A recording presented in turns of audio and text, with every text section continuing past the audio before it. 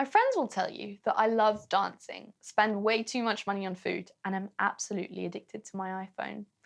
What they might not tell you is that I was raped in my first term of uni. This is because most of them don't actually know about it.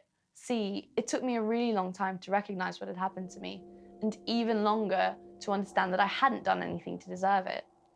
In fact, it's taken me almost 4 years, a diagnosis of post-traumatic stress disorder, depression, and 3 different therapists to get to the point where I can say with conviction that I was not to blame for what happened that night.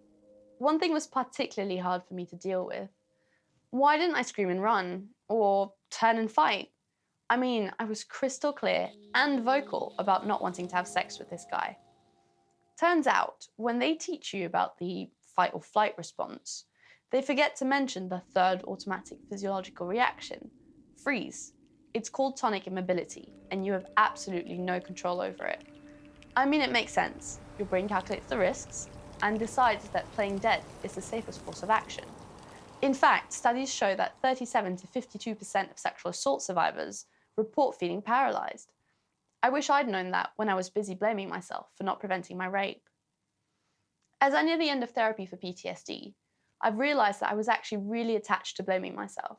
It's been incredibly hard to admit that actually, it wasn't my fault I got raped, even if I was drunk, even if I trusted him, even if I initially thought he was really hot. I reckon it's because generally we live under the assumption that if we do good things will come our way. Suddenly, I had to come to terms with the idea that bad things might happen, even if I hadn't done anything wrong. It's called the theory of shattered assumptions, and it's another common root of self-blame after sexual assault. The world is no longer a neat little system, and nothing is sacred anymore. That's really scary and very hard to accept without freaking out. You know what's scarier, though?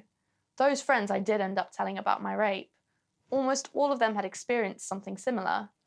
That's no exaggeration. Some had been molested by friends, others raped by their boyfriends, still another was assaulted by someone in a position of authority. None of them had ever reported the incidents, and very few had been to therapy. It's seriously shocking that most women, let alone men, still feel too guilty and ashamed to speak about their trauma. I'm not ashamed anymore, and no other survivor should have to be. I think guys at uni have one agenda. Yeah. Well, I like to do all the lad things. You know, like women, girls, I like choices. My experience of sex education is nothing.